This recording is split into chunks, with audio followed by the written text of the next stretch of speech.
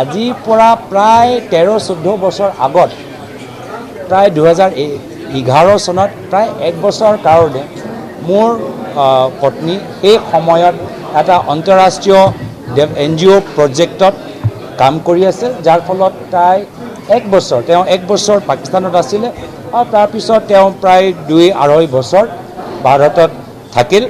আৰু নিজৰ কামখিনি কৰিলে আৰু 2015 চনৰ পিছত তেওঁ এটা নতুন NGOত তেওঁ চাকৰি পালে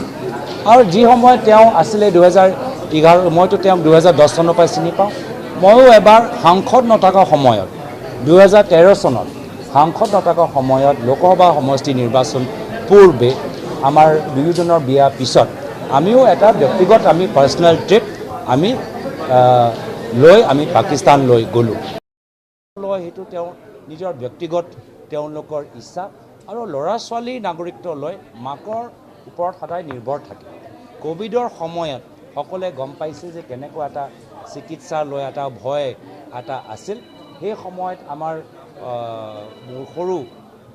ছোৱালী তাই ইংলেণ্ডত জন্ম লৈছিল, যিহেতু মোৰ পত্নী সেই সময়ত ইংলেণ্ডত আছিল আৰু যিহেতু তেওঁ মোৰ শহুৰ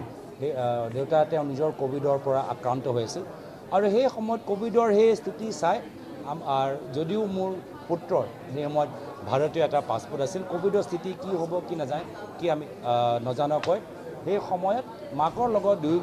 দুয়োজন সন্তান একে পাছপোৰ্ট থাকিলে আমি আমাৰ সেইটো ব্যক্তিগত এটা চৰ্চা। আজিৰ পৰা প্ৰায় 13-14 বছৰ আগত প্ৰায় 2011 চনত প্ৰায় 1 বছৰ কাৰণে মোৰ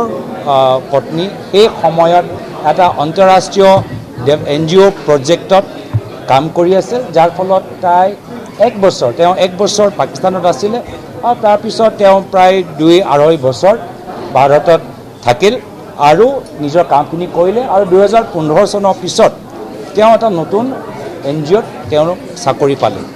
আৰু যি সময়ত তেওঁ আছিলে 2011 মইতো তেওঁক 2010 চনৰ পৰা চিনি পাওঁ। ময়ো এবাৰ সাংসদ নথকা সময়ত 2013 চনত সাংসদ নথকা সময়ত লোকসভা সমষ্টি নিৰ্বাচন পূৰ্বে আমাৰ দুয়োজনৰ বিয়া পিছত আমিও এটা ব্যক্তিগত পাৰ্চনেল ট্ৰিপ আমি পাকিস্তানলৈ গ'লোঁ। সেইটো তেওঁ নিজৰ ব্যক্তিগত তেওঁলোকৰ ইচ্ছা আৰু ল'ৰা ছোৱালীৰ নাগৰিকত্ব লৈ মাকৰ ওপৰত সদায় নিৰ্ভৰ থাকে।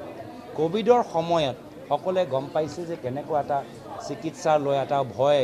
এটা আছিল। সেই সময়ত আমাৰ মোৰ সৰু ছোৱালী তাই ইংলেণ্ডত